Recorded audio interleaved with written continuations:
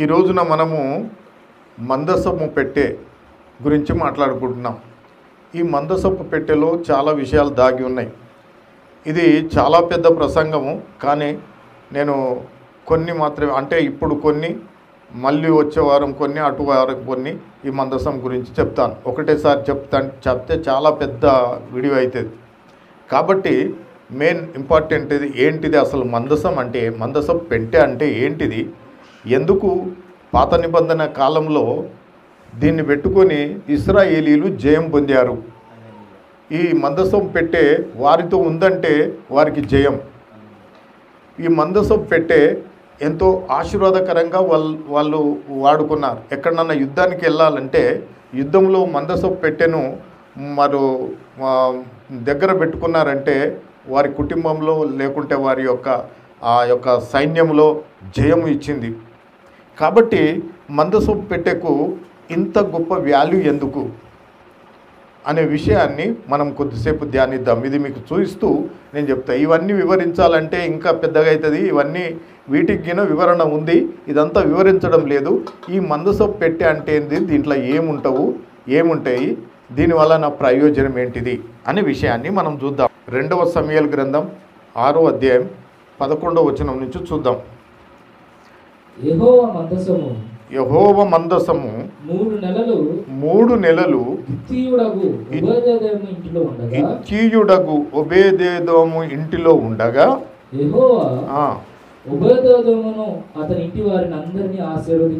ఆశీర్వదించెను. ఈ మందసపు పెట్టె ఓబేదెదోము ఇంటిలో 3 నెలలు ఉంటేనంట ఆ ఇంటికి గొప్ప ఆశీర్వాదం వచ్చిందంట. ఆ ఇంటిని గొప్పగా ఆశీర్వదించాడంట దేవుడు. ఏముంది ఈ మందసపు పెట్టెలో, ఏముంది దీంట్లో, ఇంత పెద్ద ఆశీర్వాదంనిచ్చే శక్తి ఏముంది అనే విషయాన్ని మనం ఆలోచించినట్టయితే, దేవుని స్తోత్రములు. ఇంకేమంటాడు, ఇంకా చదువు దేవుని స్తోత్రం. దేవుని మందసం 12వ వచనం. దేవుని మందసము ఉండుట వలన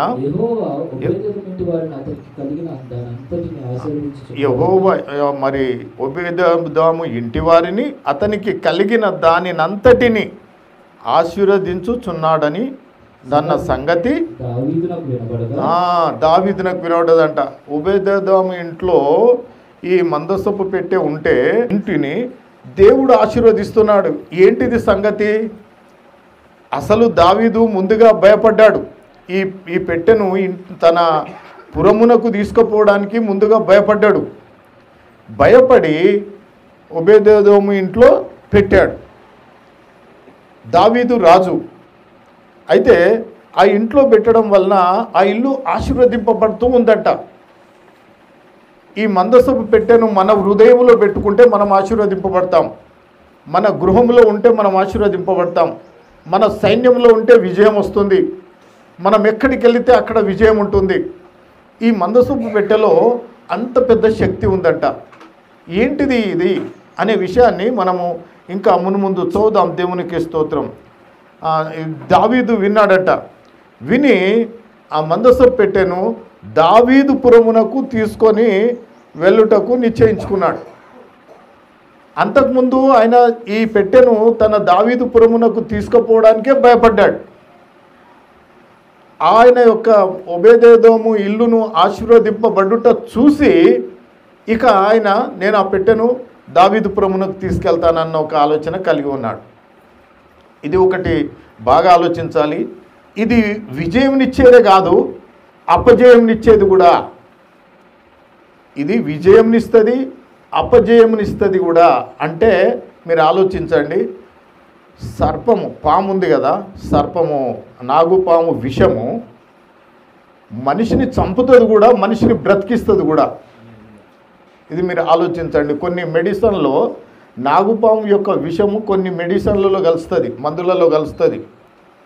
అది చంపుతుంది కూడా, మనిషిని బ్రతికిస్తుంది కూడా. అట్లాగే ఇది విజయంనిస్తుంది కూడా, మరి అపజయంనిస్తుంది కూడా. అంటే మనం ఉపయోగించే పద్ధతిలో ఉంది. మనము దేవుడు ఎలా ఉపయోగించుమని చెప్పాడో అలా ఉపయోగిస్తే జయంనిస్తుంది. మనము మన ఇష్టానుసారంగా ఉపయోగిస్తే అపజయం పొందుతాము. ఇప్పుడు మనం రోడ్డు మీద వెళ్తున్నాం, గవర్నమెంట్ వాళ్ళు కొన్ని రూల్స్ పెట్టారు. ఏం రూల్స్ పెట్టారు?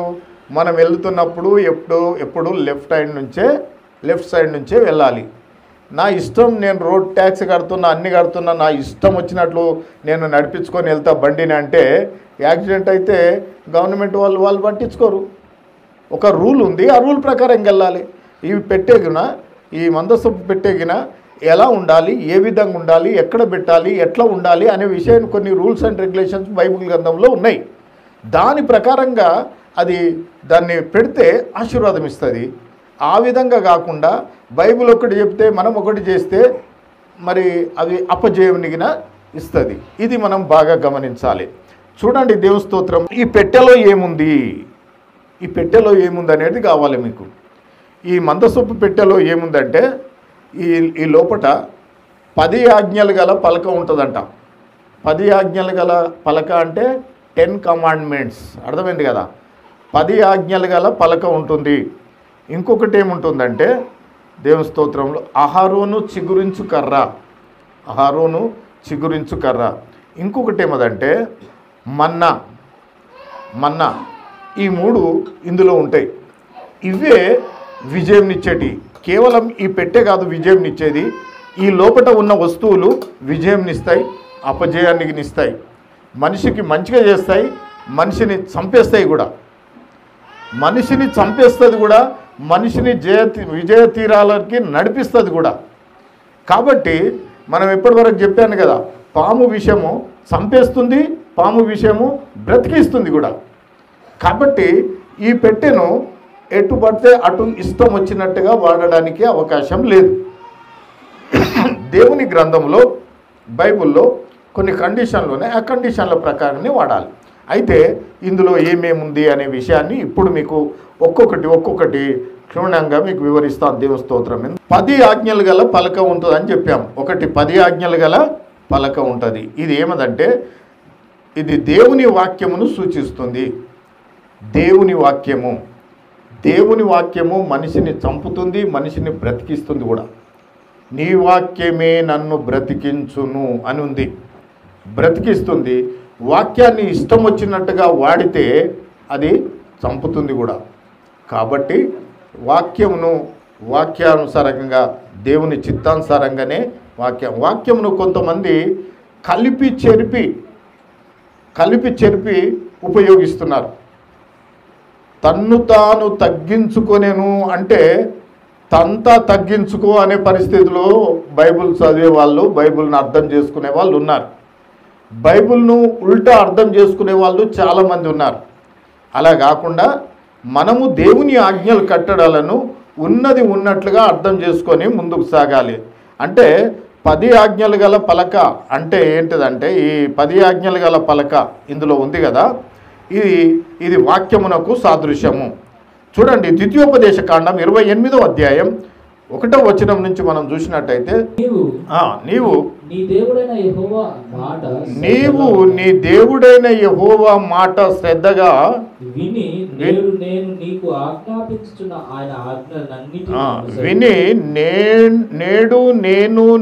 ఆజ్ఞాపించుచున్న ఆయన ఆజ్ఞలన్నిటిని అనుసరించి నడిచి కొనిన ఎడల నీ దేవుడైన యెహోవా భూమి మీద ఉన్న సమస్త జనముల కంటే నిన్ను హెచ్చించు. దేవునికి స్తోత్రం. ఒకసారి అందరం దేవుని స్తోత్రం చెల్లిద్దాం. హల్లెలూయా. ఇంకోసారి దేవుని స్తోత్రం. ఇక్కడ ఏమంటాడంటే నీవు నీ దేవుడైన యెహోవా మాట శ్రద్ధగా విని. ఎలా వినాలంట? శ్రద్ధగా వినాలంట. దేవుని సన్నిధిలో కూర్చుండి కొంతమంది అశ్రద్ధగా ఉంటారు. ఏదో చెప్పేది చెప్పుకుంటూ పోతుంటాడు ఆయన, నేను చేసేది నేను చేసుకుంటూ పోతా అన్నట్టుకుంటారు. కానీ దేవుని మందిరంలోకి వచ్చినప్పుడు నీ ప్రవర్తన జాగ్రత్తగా చూసుకోమని దేవుని వాక్యం చెప్తుంది. వాక్యము వింటున్నప్పుడు మనము శ్రద్ధ కలిగి ఉండాలి. వాక్యము మంచిగా వింటేనే మనకు అర్థమవుతుంది. కాబట్టి శ్రద్ధగా వినాలంట. ఏమి శ్రద్ధగా వినాలి చెప్పండి? ఏది శ్రద్ధగా వినాలి? దేవుని వాక్యము శ్రద్ధగా వినాలంట. అశ్రద్ధ చేయొద్దంట. కొంతమంది మసులుతూ ఉంటారు, మాట్లాడుతూ ఉంటారు, వాక్యం చెప్తుంటే మాట్లాడుతుంటారు, ఇట్లాంటివి చేస్తుంటారు. అట్లా చేయొద్దంట. అయితే దేవునికి స్తోత్రములు. నీ దేవుడైన యెహోవా మాట శ్రద్ధగా విని నేడు నేను నీకు ఆజ్ఞాపించుచున్న ఆయన ఆజ్ఞలన్నిటినీ అనుసరించి నడుచుకొనిన ఎడల నీ దేవుడైన యెహోవా భూమి మీద నున్న సమస్త జనముల కంటే నిన్ను హెచ్చించును. శ్రద్ధగా విని ఆయన ఆజ్ఞలు కట్టడాలు అనుసరించి నడుచుకుంటేనంట భూమి మీద నున్న సమస్త జనుల కంటే నిన్ను అత్యధికముగా హెచ్చిస్తాడంట. దేవునికి స్తోత్రం. దావీదు గొర్రెలను కాచుకునే దావీదును దేవుడు గొప్ప రాజుగా చేశాడు కదా. దావీదు గొర్రెలను కాసేవాడు. గొర్రెలను కాసే దావీదును దేవుడు ఒక రాజుగా చేశాడు, గొప్ప రాజుగా చేశాడు. అంటే ఆయన దేవుని యొక్క ఆజ్ఞలు కట్టడాలు అనుసరించి నడుచుకున్నాడు కాబట్టే ఆయన గొప్ప రాజుగా కాగలిగాడు. అంటే దేవునికి స్తోత్రములు. ఇక్కడ చూడండి దేవుని స్తోత్రములు. మరి మనం చూసినట్టయితే 10 ఆజ్ఞలు గల పలక అంటే దేవుని వాక్యమునకు సాదృశ్యము. వాక్యాన్ని మనం ఏం చేయాలంట? ఈ 10 ఆజ్ఞలు గల పలక మన హృదయం అనబడిన మన హృదయం అనబడిన ఈ పెట్టెలో 10 ఆజ్ఞలు గల పలకను మనం దాచుకోవాలి. ఇక్కడ అంటే వాక్యాన్ని శ్రద్ధగా వినాలి, వాక్యాన్ని హృదయంలో దాచుకోవాలి. దాచుకుంటే మనకు ఆశీర్వాదం. వాక్యాన్ని దాచుకుంటే, వాక్య ప్రకారంగా జీవిస్తే, ఆయన ఆజ్ఞలు కట్టడాలు అనుసరించి నడుచుకుంటే మనకు ఆశీర్వాదం. ఆయన ఏమంటున్నాడంటే యెహోవా భూమి మీదనున్న సమస్త జనుల కంటే నిన్ను హెచ్చించును, అందరికంటే కూడా నిన్ను గొప్పవానిగా చేస్తాడంట. దావీదు అందుకే గొప్ప రాజుగా అయ్యాడు. దావీదే కాదు, మరి అబ్రహాం, దేవునికి స్తోత్రములు, అబ్రహాంను దేవుడు గొప్పగా ఆశీర్వదించాడు. తరగని ధనం అబ్రహాం దగ్గర ఉంది. ఎన్ని కోట్ల మందికి మరి ఈ రూమ్ నిండా బంగారం ఇచ్చినా ఇంకా వస్తూనే ఉంటుంది ఆయనకి. అంటే తరగనిది ఆస్తి అబ్రహాంకి ఇచ్చాడు. ఎందుకు ఇచ్చాడు అబ్రహాంకు?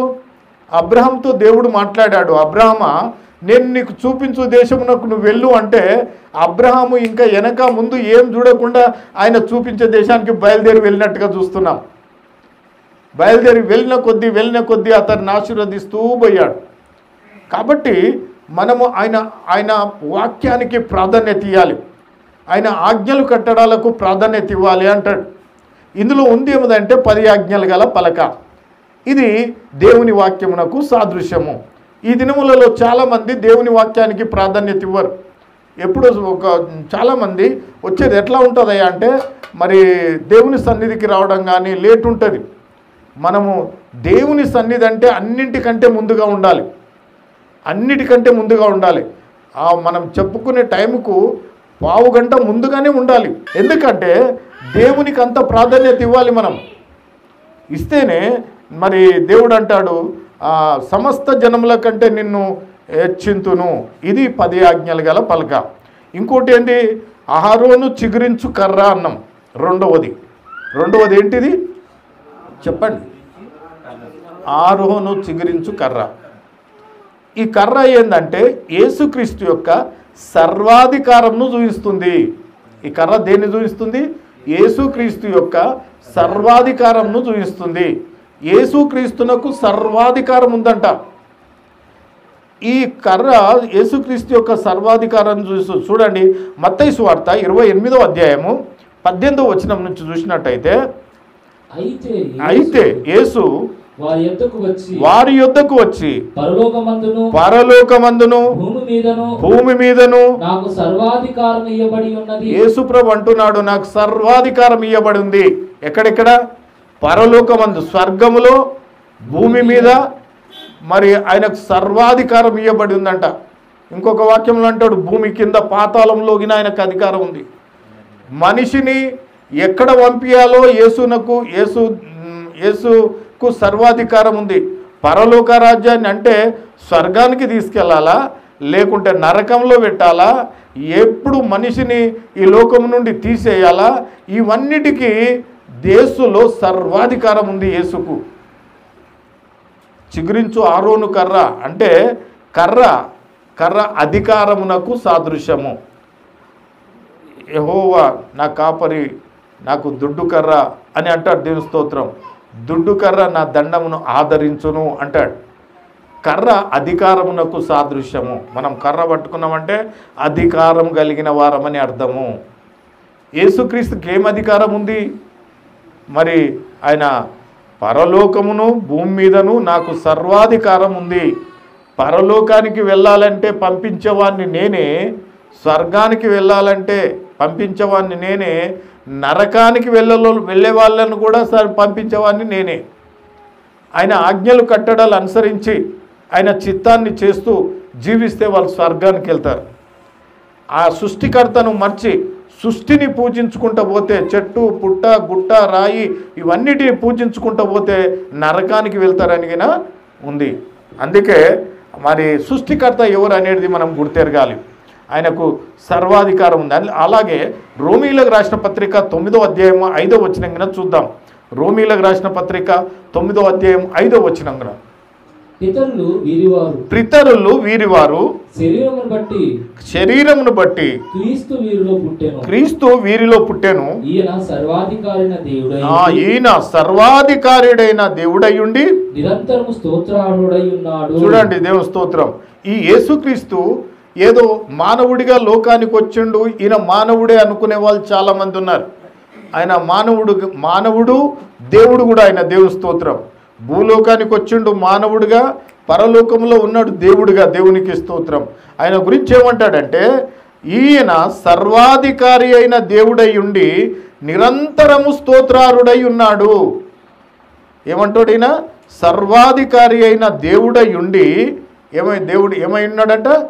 దేవుడై ఉండి నిరంతరము స్తోత్రారుడై ఉన్నాడు. అంటే స్తోత్రారుడు అంటే ఈయన దేవుడు, అంతేకాకుండా ఈయన నిరంతరము నిరంతరము ప్రతి క్షణము, ప్రతి గంట, ప్రతి దినము ఈయన పూజింపదగిన వాడు. ఈయనను అనుసరించవలసిన వారమై ఉన్నాము. ఎవరైనా?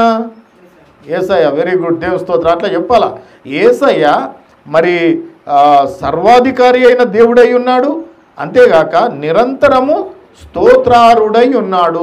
కర్ర అధికారమునకు సాదృశ్యము. మన్నా, మూడవది ఏంటిది? మన్నా. ఈ మన్నా ఏంటిది? ఇశ్రాయేలీలు ఐగుప్తు దేశంలో నుండి పాలు తేనెలు ప్రవహించే దేశానికి ప్రయాణమై వెళుతున్నప్పుడు, వారు మార్గమధ్యంలో వారికి ఆహారం లేనప్పుడు మోషే దేవుణ్ణి ప్రార్థిస్తే దేవుడు పైనుండి మన్నాను కురిపించాడు. మీరు మన్నా తినండి అని. మన్నా ఏంటిదంటే దేవదూతలు తినే ఆహారం. మన్నా ఏంటిది? దేవదూతలు తినే ఆహారం. దేవదూతలు తినే ఆహారాన్ని అక్కడ దేవుడు ఇశ్రాయేలు ప్రజల కొరకు కురిపించాడు. మీరు ఈ మన్నాను తినండి అన్నాడు. దేవదూతలు తినే ఆహారము వారికి ఇచ్చిందంటే వాళ్ళు ఎంత అదృష్టవంతులు. దేవునికి స్తోత్రం. మన్నా దేవదూతలు తినే ఆహారం అయ్యింది. అంటే మన్నా యేసుక్రీస్తు శరీరము, ఆయన రక్తమునకు సాదృశ్యం అయ్యింది మన్నా. అలనాడు మన్నాను తిని వాళ్ళు జీవించారు. మన్నాను తిని అలనాడు ఇశ్రాయేలీలు జీవించారు. అయితే ఈ మన్నా యేసుక్రీస్తు యొక్క శరీరము, ఆయన రక్తమునకు సాదృశ్యమై ఉన్నది. దేవుని స్తోత్రం. యోహాను సువార్త 6వ అధ్యాయము 49వ వచనం నుంచి చూద్దాం. మీ పితరులు అరణ్యములో మన్నాను తిని చనిపోయేది. దేవదూతలు తినే ఆహారాన్ని కూడా తిని ఇశ్రాయేలీలు చనిపోయారు. వాళ్ళు తినడానికి దేవుడు పంపించాడు, వారు తిని కూడా దాన్ని చనిపోయారు. కావున యేసు ఇట్లా నేను మీరు మనుష్య కుమారుని శరీరము తిని ఆయన రక్తము త్రాగితేనే గాని మీలో మీరు జీవము గలవారు కారు. చూడండి, ఆయన శరీరము, యేసుక్రీస్తు యొక్క శరీరము తిని ఆయన రక్తము త్రాగితేనే గాని మీలో మీరు ఏమంటాడు? జీవము కలిగిన వారు కారు. అందుకే మనం బల్లా కార్యక్రమంలోనికి వస్తాం. నిన్న పోయిన వారము బల్లా కార్యక్రమం గురించి చెప్పాను. అది ఎంత గొప్పదో బల్లా కార్యక్రమం చెప్పాను.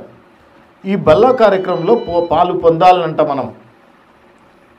అది మనకు జీవమునిస్తుందంట, నిత్యము జీవించడానికి అవకాశం కలిగిస్తుంది, పునరుత్థాన శక్తిని కలిగిస్తుంది. అయితే అలనాడు మన్నాను వాళ్ళకి ఇచ్చాడు. ఈ రోజున ఆయన శరీరము ఆయన రక్తాన్ని మనకిచ్చాడు. దేవునికి స్తోత్రం. పాత నిబంధనలో మన్నాను ఇశ్రాయేలీలకు ఇచ్చాడు. ఈ కొత్త నిబంధన కాలంలో యేసు ప్రభువు యొక్క శరీరము ఆయన రక్తము త్రాగినవాడు నిత్యము జీవిస్తాడట. చూడండి 54వ వచనం చూసినట్టయితే, నా శరీరము తిని నా రక్తము త్రాగువాడే నిత్య జీవము గలవాడు. చూడండి, నా శరీరము తిని నా రక్తము త్రాగువాడే నిత్య జీవము గలవాడు. చాలామంది బల్లకు ప్రాధాన్యత ఇవ్వరు. బల్ల అంటే వాళ్ళు అశ్రద్ధగా తీసుకునే వాళ్ళు ఉంటారు. నేను మొన్న పోయిన వారం చెప్పాను బల్ల గురించి. అశ్రద్ధగా తీసుకుంటే ఎంత అపాయమో. అయితే దేవుడు అంటున్నాడు ఇక్కడ, నా శరీరము తిని నా రక్తము త్రాగువాడే నిత్య జీవము గలవాడు, అంత్య దినమున నేను వాణ్ణి లేపుదును, అంత్య దినమున వాణ్ణి నేను లేపుతాను అంటున్నాడు. కాబట్టి మనము బల్లకు చాలా ప్రాధాన్యత ఇవ్వాలి. 48వ వచనం, విశ్వసించువాడే నిత్య జీవము గలవాడు. ఎవరైతే విశ్వసిస్తున్నారో, విశ్వాసం ఉంచుతున్నారో వారే నిత్య జీవము గలవారు. యేసుప్రభు అంటాడు, జీవాహారము నేనే. అలనాడు వాళ్ళు మన్నాను తిని జీవించారు. ఈరోజు నేనే మీకు జీవాహారము అని యేసుప్రభు అంటాడు. నా శరీరం తిని నా రక్తం త్రాగువాడు నిత్య జీవము పొందుతాడు అని యేసుప్రభు అంటాడు. అంటే ఈ యొక్క మందసపు పెట్టెలో ఏమేముంది ఇప్పుడు చెప్పండి? ఏమేముంది మందసపు పెట్టెలో? 10 ఆజ్ఞలు గల పలక, అహరోను చిగురించు కర్ర, మన్నా. వెరీ గుడ్, దేవుని స్తోత్రములు. ఈ 3 ఇందులో ఉన్నాయి. ఇవే మనిషికి జయంనిచ్చేది. ఇవే మనిషిని ఉన్నతమైన స్థితిలోనికి తీసుకెళ్ళేది. ఒబేదెదోము ఇంటిని మరి ఈ పెట్టె ఎక్కడుందో ఆ ఒబేదెదోము ఇల్లు మరి ఆశీర్వదింపబడుతూ పోయిందంట. దావీదు ఇది చూశాడంట. నేను ఈ పెట్టెను చూసి భయపడ్డాను. దావీదు ఎందుకు భయపడ్డాడో చెప్తాను నేను తర్వాత. ఈ పెట్టెను చూసి భయపడ్డాను, కానీ భయపడి ఒబేదెదోము ఇంట్లో పెట్టాను. ఒబేదెదోము ఇల్లు 3 నెలల్లో ఇంత ఆశీర్వదింపబడింది ఏంటిది అనుకున్నాడు దావీదు. అనుకొని మరి అతడు చేసిన పని ఏందో చూద్దాం. దేవుని స్తోత్రం. అయితే అతడు తీసుకెళ్ళి ఒబేదెదోము ఇంటిలో నుండి తన పురమునకు తీసుకెళ్ళినట్టుగా మనం చూస్తాం. దేవుని స్తోత్రం. ఓకే, ఈ పెట్టే డేంజర్ కూడా అని చెప్పాను నేను. ఎట్లా డేంజరో అదిగిన చెప్తాను. దేవుని స్తోత్రం. యెహోషువ గ్రంథం 3వ అధ్యాయం చదువుదాం. యెహోషువ గ్రంథం 3వ అధ్యాయం 3వ వచనం నుంచి చూద్దాం. మీరు మీ దేవుడైన యెహోవా నిబంధన మందసమును యాజకులైన లేవీయులు మోసుకొని పోవుట చూచినప్పుడు. చూడండి, ఇక్కడ అంటున్నాడు, మీరు మీ దేవుడైన యెహోవా నిబంధన మందసమును యాజకులైన లేవీయులు మోసుకొని పోవుట చూచినప్పుడు మీరున్న స్థలములో నుండి బయలుదేరి దాని వెంబడి వెళ్ళవలెను. ఏదాని వెంబడి వెళ్ళాలి? మందసపు పెట్టే వెంబడి. యాజకులు తీసుకొని వెళ్తుంటే మందసపు పెట్టే వెంబడి వెళ్ళాలనంట. యాజకుడు బోధిస్తుంటే, యాజకుడు చెప్తుంటే మీరిగిన దాన్ని ఫాలో కావాలి, వెళ్ళాలంట. దాని వెంబడి వెళ్ళాలి. విని ఒక చెవితోని విని ఒక చెవితోని విడిచిపెడితే దానివల్ల ప్రయోజనం లేదు. అందుకే అంటాడు, మీరు మీ దేవుడైన యెహోవా నిబంధన మందసమును యాజకులైన లేవీయులు మోసుకొని పోవుట చూచినప్పుడు మీరున్న స్థలములో నుండి బయలుదేరి దాని వెంబడి వెళ్ళవలెను. ఏదాని వెంబడి వెళ్ళాలి?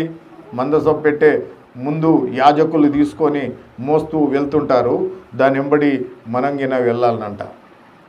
కొంతమంది ఏమంటారంటే, వాళ్ళు ఏవో సేవకులు చేసుకుంటారులే, వాళ్ళు చేసుకునే పనులు వాళ్ళు చేసుకొని మనం దాం. సేవకుల వెంబడి యాజకుల వెంబడి మరి మీరందరూ వెళ్ళాలి అంటున్నాడు. దేవుని స్తోత్రం. ఇంకేమంటాడు? మీకును దానికిని దాదాపు 2000 మూరల ఎడమ ఉండవలెను అంట. ఏదానికి మందసము మోసేవారు మోస్తున్నారు, ఎంబడి ఎల్లుండ్రి అని చెప్పారు. చూడండి, యాజకులు మోస్తుంటే తక్కిన వాళ్ళు ఎల్లుమని చెప్తారు. ఈ ఎల్లుమని చెప్పిన వాళ్లకు ఆ మందసము మోసే వాళ్లకు ఎంత దూరం ఉండాలయ్యా అంటే 2000 కొల మూరల ఎడమ ఉండవలెను. 2000 కొల మూరల ఎడమ ఉండవలెను. 2000 కొల మూరలు అంటే ఇది మూర అంటే ఇవన్నీ అంట 2000 మూరలు ఉండాలంట. 2000 మూరలు అంటే ఎన్ని ఫీట్లు అవుతుంది? 3000 ఫీట్లు అవుతుంది. 3000 ఫీట్ల దూరం ఉండాలంట. అందుకంటే యాజకులు మోసుకొని వెళుతుంటే ఈ మందసమునకు 3000 ఫీట్ల దూరం ఉండాలంట. దూరం ఉండాలంట. ఎందుకంటే అది చెప్తున్నాడు అట్లా. మీరు వెళ్ళు త్రోవ మీరు ఇంతకు ముందు వెళ్ళినది కాదు. మీరు వెళ్ళే త్రోవ ఇంతకు ముందు వెళ్ళినది కాదు. మీరు దానిని గుర్తుపట్టవలను కనుక ఆ మందసమునకు సమీపముగా మీరు నడవరాదు. మందసమునకు సమీపముగా మీరు నడవరాదు. దేవుడు కండిషన్లు చెప్పాడు. ఈ మందసాన్ని ఎవరంటే వాళ్ళు మొయ్యడానికి వీల్లేదు. ఈ మందసమును మరి చాలా దూరంగా ఉండాలి. యాజకులు మాత్రం మోస్తూ ఉంటారు. ఈ దినమున యాజకుడు లేడు, ఎవరు లేరు. రకరకాలుగా మనం చూసినట్టయితే సంఘాలలో సంఘ పెద్దలు లేస్తున్నారు. వాళ్ళ ఇష్టం వచ్చినట్టుగా మరి వాళ్ళు సంఘ పెద్దలు కాపరి పర్మిషన్ లేకుండా కూడా సంఘ పెద్దలు అనేక కార్యాలు చేస్తున్నారు సంఘాలల్లో. అందుకే సంఘాలల్లో ఆశీర్వాదాలు లేవు. అందుకే సంఘాలల్లో సంఘాలల్లో ఆశీర్వాదాలు లేవు, ఆత్మీయత లేదు. అయితే యాజకులు దీన్ని మోస్తూ ఉంటే వారు చాలా దూరంగా ఉండాలి. ఎంత దూరంగా ఉండాలి? 2000 కొలనూలల దూరంలో ఉండాలి. అంటే 3000 ఫీట్ల దూరంగా ఉండాలి. ఎంత? 3000 ఫీట్ల దూరం. అంటే 3000 ఫీట్ల దూరం అంటే ఎంత అవుతుంది? ఒకసారి చెప్పు, ఎంత దూరం అయితే ఉండొచ్చు అంచనా? కిలోమీటర్ అవుతుందా? Very good. కిలోమీటర్ అవుతుందా? Very good. దేవుని స్తోత్రములు, మీరు చెప్పింది కరెక్ట్. 1 కిలోమీటర్ అంత దూరం ఉండాలంట. ఇది మోస్తున్న వాళ్ళు మరి తక్కిన వాళ్లకు, యాజకులకు తక్కిన వారికి 1 కిలోమీటర్ దూరం ఉండాలంట. చూడండి ఎంత దూరం అవుతుందో. 1 కిలోమీటర్ దూరం వాళ్ళు దీన్ని మోస్తుంటే అంత దూరం ఉండాలంట. ఎందుకు ఇంత కండిషన్? ఇంత దూరం ఎందుకు ఉండాలి? ఇది ఆశీర్వాదం ఇస్తుంది కదా, ఎందుకు ఉండాలి ఇంత దూరం అంటే దేవుడు ఒక నిబంధన పెట్టాడు. ఆ నిబంధన ప్రకారంగానే వెళ్ళాలి. అయితే దేవునికి స్తోత్రములు. చూడండి ఇక్కడ చూసినట్టయితే 2వ సమూయేలు 6వ అధ్యాయము, 2వ సమూయేలు 6వ అధ్యాయము 4వ వచనం నుంచి చూద్దాం. దేవుని మందసము గల ఆ బండిని చూడండి. దేవుని మందసము గల ఆ బండిని అంటే ఈ మందసం ఉంది కదా, ఈ మందసమును ఒక బండి మీద పెడతారు. ఎవరు దీన్ని తాకడానికి అవకాశం లేదు, కానీ యాజకులు ఎంబడి ఉండాలి. మందసమును ఒక బండి మీద పెడతారు. బండి మీద పెట్టి బండిని తోలుతూ ఉంటారు. తోలుతూ ఉంటే బండి పోతూ ఉంటుంది. అట్లా ఈ మందసము గల ఆ బండిని చదువు. గిబియాలోని అబీనాదాబు ఇంటి నుండి తీసుకొని రాగా, అబీనాదాబు ఇంటి నుండి తీసుకొని రాగా అయ్యో దాని ముందర నడిచెను. అయ్యో దాని ముందర నడిచెను. దావీదును ఇశ్రాయేలు అందరూ సరళ వృక్షములు కర్రతో చేయబడిన నానా విధములైన సితారాలను నానా విధములైన సితారాలను, స్వరమండలములను, తాంబూరములను, మృగంధములను, పెద్ద తాళములను వాయించుచు యెహోవా సన్నిధిని నాట్యమాడుచుండిరి. అంటే తీసుకువెళ్తున్నారంటే మందసం పెట్టి తీసుకెళ్తున్నారు బండి మీద. అంటే ఒక గొప్ప ఉత్సవం జరుగుతుంది, రథంలాగా జరుగుతుంది. రథాలు తీసుకుపెట్టాడు. ఏ విధంగా అవుతుంది మరి ఆ రథాలగిన దీన్ని బట్టి వచ్చినాయి అనుకుంటున్నాను నేనైతే అప్పుడు. అయితే ఒక పెద్ద ఉత్సవం జరుగుతుంది అన్నట్టు. వాళ్ళు రకరకాలైన నానా విధాలైన సితారాలను, స్వరమండలములను, తాంబూరాలను, మృగంధములను, తాళాలను మరి యెహోవా సన్నిధిన వాయిస్తూ వాళ్ళు నాట్యం ఆడుతూ వాళ్ళు వెళ్తూ ఉన్నారట. ముందట నాట్యం ఆడుతూ వెళ్తూ ఉన్నారు. అంటే ఒక గొప్ప ఉత్సవం జరుగుతుంది, ఒక పండుగ జరుగుతుంది. ఆ విధంగా ఈ యొక్క మందసం పెట్టెను తీసుకొని వెళుతున్నారట. చదువు ఇంకా 6వ వచనం.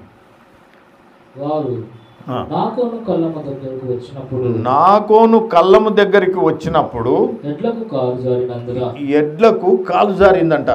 ఏవైతే ఈ మందసపు పెట్టెను మోస్తూ వెళుతున్నాయో ఆ ఎడ్లకు ఏమైందంటే కాలు జారిందంట. ఉజ్జా చెయ్యి చాపి దేవుని మందసమును పట్టుకొనగా ఉజ్జా అనే ఒక అతను చేయి చాపి దేవుని మందసమును ఇట్లా పట్టుకున్నాడంట, పడిపోతుంది కదా అని. అది కాలు జారి ఎద్దుకు కాలు జారంగానే ఇట్లా అవుతుంది కదా. అయినప్పుడు దాన్ని ఒక ఆయన ఉజ్జా అనేటైనా దాన్ని ఇట్లా పట్టుకున్నాడంట, పడిపోగలదని. యెహోవా కోపము ఉజ్జా మీద రగులుకొనెను. యెహోవా కోపము ఉజ్జా మీద రగులుకొనెను. అతడు చేసిన తప్పును బట్టి దేవుడు ఆ క్షణమందే అతన్ని మొత్తగా అక్కడనే దేవుని మందసమునొద్ద పడి చనిపోయెను. చూడండి, తాకిండు అతడు, అంతే, పడిపోతున్నా అని పట్టి ఆపనికి పోయిండు. కానీ అక్కడనే అతడు పడి చనిపోయినట్లుగా మనం చూస్తున్నాం. దేవుని కండిషన్ ఏమది? దేవుడు మరి దూరంగా ఉండాలి మనుషులను, ఈ విధంగానే అంత చెప్పాడు. అతడు వెళ్తుండగా పడిపోతే కాలు జారినప్పుడు జర ఆపడానికి వెళ్ళాడు. మంచి పనికే వెళ్ళాడు అనుకుంటున్నాం మనం, ఆపడానికి వెళ్ళాడు. కానీ అతడు అక్కడనే పడి చనిపోయాడు. అంత ప్రభావం ఉంది మందసపు పెట్టెలో, అంత ప్రభావం ఉంది. మళ్ళీ మనం చూసినట్టయితే ఎదోదోము ఇంటిని ఆశీర్వదించిండు. అక్కడ ఎదోదోము ఇంటిని ఆశీర్వదిస్తున్నాడని దావీదు ఏం చేశాడు? ఎదోదోము ఇంటిలో నుండి దావీదుపురమునకు దీన్ని తీసుకొని వెళ్తే దావీదుపురంలోకి ఆశీర్వదింపబడింది. అంటే ఆశీర్వాదం ఇచ్చింది ఈ పెట్టే, ఒక మనిషిని ఇక్కడ చంపింది. ఆజ్ఞను అతిక్రమిస్తే పాపమే, దేవునికి స్తోత్రం. దేవుడు ఆజ్ఞ ఏమిచ్చాడో ఆ ఆజ్ఞ ప్రకారంగానే మనం వెళ్ళాలి. చాలామంది ఈ దినాలలో ఏం చేస్తున్నారంటే పాస్టర్ ఉండే స్థానంలో సంఘ పెద్దలు కానీ సంఘస్థులు కానీ ఉండి అన్నీ నేను చేయాలి, పాస్టర్ ఏం చేసేది నేనే చేయాలి అనే పద్ధతికి వస్తారు. అంటే ఇదేమదంటే మరి దీని అర్థం ఏమదంటే ఈ మందసపు పెట్టెను కాలు జారితే పాస్టర్కు అక్కడ ఎద్దుకు కాలు జారితే ఆపడానికి వెళ్ళాడు. ఏదో సంఘము కొద్దిగా ప్రాబ్లంలో ఉంది, కష్టంలో ఉంది, దీన్ని టేకప్ చేసి దీన్ని సరైన మార్గంలోనికి నడుపుదామని పోయే వాళ్ళు చాలామంది ఉన్నారు ఈ రోజున. సంఘ పెద్దలు అనేవాళ్ళు వాళ్ళు ఆ విధంగా కాదు, మంచిగా చేద్దామని కాదు, వాళ్ళ స్వార్థం కొరకు నేను ఏదో ఉపయోగించాలని పోయే వాళ్ళు ఉన్నారు. నేను ఏదో పెద్దను అనిపించుకోవాలి, లేకుంటే ఇంకేదో అనిపించుకోవాలి, నేను పాస్టర్ లేకున్నా నేను చెయ్యగలుగుతాను అనిపించుకోవాలా అన్న ఉద్దేశంలో పోతారు. పోయిన తర్వాత అక్కడ ఆ విధంగా జరిగినట్లుగా మనం చూస్తాం. ఆయన ఆపడానికి వెళ్ళాడు, మంచిగా చేయడానికే వెళ్ళాడు, కానీ ఇమ్మీడియట్గా చనిపోయాడు. అంటే దేవుడు పెట్టించిన కండిషన్ల ప్రకారంగానే వెళ్ళాలి. ఎవరి స్థానము వారికే ఉండాలి. సంఘ పెద్ద స్థానం సంఘ పెద్దకే, కాపరి స్థానం కాపరికే, విశ్వాస స్థానం విశ్వాసకే. ఎవరి స్థానం వారికే ఉండాలి.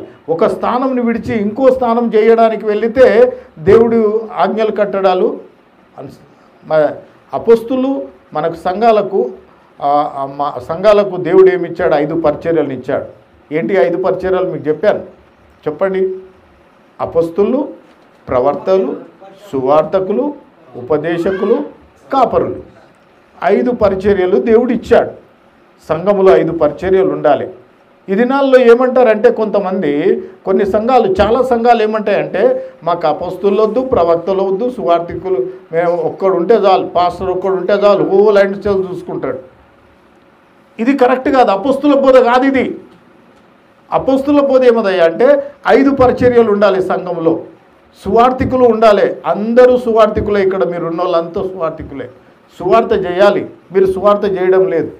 సువార్త చేస్తే జనాలు చాలా వస్తారు. సువార్త చేయడం లేదు, ఎవరంతలో వాళ్ళు పోయి ఉంటున్నారు. అపోస్తులు, ప్రవక్తలు, కాపరులు, ఉపదేశకులు, సువార్థికులు, 5 పరిచర్యలు ప్రతి సంఘములో ఉండాలి. దేవుడు నియమించాడు. ఇది లేదు ఈ దినాలలో. సంఘాలలో ఏముందంటే ఒక పాస్టర్ హోల్ అండ్ సోల్ చూసుకుంటా అంటారు, కానీ దేవుని స్తోత్రములు. అపొస్తలుల బోధ ప్రకారంగా 5 పరిచర్యలు ఉండాలి. 5 పరిచర్యలు ఉన్నప్పుడే సంఘము పరిపూర్ణతలోనికి వస్తుంది. నేను అందుకే మిమ్మల్ని ప్రేరేపిస్తుంటా, చేయండి చేయండి చేయండి. పాస్టర్ చెప్పితే చేయడము అది లోపం ఉండదు. తన ఇష్టానుసారంగా తన స్వార్థం కొరకు చేయడానికి పోతారు చూడు, అప్పుడు ప్రాబ్లం. కాబట్టి ప్రభునందు ప్రియ సోదరి సోదరులారా, మనము బాగా గమనించాలి. మందసపు పెట్టె ఇది మామూలు పెట్టె కాదు. పాత నిబంధన కాలంలో మనం చూసినట్టయితే అయితే ఈ మందసపు పెట్టె ఇంకేం పనులు చేసింది అనేది నెక్స్ట్ వీక్ చెప్తా. నెక్స్ట్ వీకు ఎంత మరి ఏమేం కార్యాలు చేసింది. ఇప్పటి వరకు వీడియో ఎక్కువ అవుతుంది, అందుకే దీన్ని ఇంతకీ ఆపేస్తున్నాను. కాబట్టి ఈ మందసపు పెట్టెను మనము మరి అన్నాడు ఆది కాలంలో దేవునికి స్తోత్రములు వారు ఎంతో పవిత్రంగా దీన్ని వాడారు. మందసపు పెట్టె వేరే శత్రువుల చేయికి వెళ్ళిందంటే ఇశ్రాయేలీలలో ఎంత అలజడి అంటే అంత అలజడి. అది నేను తర్వాత చెప్తాను. కాబట్టి ప్రభునందు ప్రియ సోదరి సోదరులారా, ఇప్పుడు మీరు గమనించింది ఏంటంటే ఇది మందసపు పెట్టె. దీంట్లో ఏమేముంది అదంతా కలిపి మందసపు పెట్టె అన్నారు. ఏమేముంది? 10 ఆజ్ఞలు గల పలక, ఆరోన్ చిగురించు కర్ర, మన్నా. ఇది ఎంత దూరం ఉండాలి దీనికి? జనాలు 2000 మూరలు అంత దూరం, అంటే 300 ఫీట్ల 3000 ఫీట్లు 3000 ఫీట్ల దూరంలో ఉండాలి. యాజకులు తీసుకొని వెళుతుంటే అంటే మనము 3000 ఫీట్లు దూరం ఉండాలి. అంటే మనము యాజకత్వముకు మనకు తెలిసి తెలియక పనులు చేయడానికి ముందుకు రాకూడదు. దేవుని స్తోత్రం. తెలిసి తెలియని పనులు చేయడానికి రాకూడదు. ఎంత నిష్టగా ఉండాలంటే కాపరి పని అంటే కూడా ఈ దినాలలో ఎంత నిష్టమైందంటే అంత నిష్టమైంది. అలా కాకుంటే ఏ విధంగా అయితే చనిపోయాడో ఆ విధంగా ఆత్మీయంగా చనిపోవడానికి అవకాశం ఉంటుంది. సరియైన పద్ధతి, సరియైన క్రమం లేకుండా వాక్యాన్ని ఇష్టం వచ్చినట్టుగా బోధించి కలిపి చెరిపిన బోధ పెట్టుకుంటా పోతే మరి ఆయన ఏ విధంగా అయితే దాన్ని తాకినప్పుడు చనిపోయాడో ఆ విధంగా కావడానికి అవకాశం ఉంటుంది. కాబట్టి మనము ఈ యొక్క మందసపు పెట్టె దగ్గరికి వస్తున్నాము అంటే దేవుని దగ్గరికి వస్తున్నాము. దేవునిలో ఇవన్నీ ఉన్నాయి. మనము మన ఇష్టానుసారంగా జీవించడానికి మనము మన సొత్తు కాదు, మనము విలువ పెట్టి కొనబడిన వారం. దేవుడు తన ప్రశస్తమైన రక్తాన్ని చిందించాడు మన కొరకు, తన యవ్వన రక్తాన్ని చిందించాడు. మనకు రావాల్సిన శిక్ష ఆయన అనుభవించాడు. కాబట్టి కొంతమంది అనుకుంటారు నా ఇష్టం వచ్చినప్పుడు వస్తా, నా ఇష్టం వచ్చినప్పుడు నేను కాదు. దేవుడు కొన్ని కండిషన్లు పెట్టాడు. ఇక్కడ ఏవైతే ప్రకటిస్తున్నామో అవి దేవుని కొరకే ప్రకటింపబడుతున్నాయి, దేవుని నుండి వచ్చినాయి అని అనుకోవాలి. ఆజ్ఞలు ఇష్టం వచ్చినట్టు రావడం, ఇష్టం వచ్చినట్టు పోవడం కుదరదు. మందసము పెట్టే యొక్క విషయాన్ని రేపు వచ్చే వారంలో దీని గురించి ఇంకా కొన్ని చాలా విషయాలు మీకు బోధింపబడతాయి. దేవునికి స్తోత్రములు. కాబట్టి ఇంతవరకు చెప్పబడిన ఈ వాక్యాన్ని దేవుడు దీవించి ఆశీర్వదించలాగిన ప్రార్థన చేద్దాం. దేవునికి స్తోత్రములు.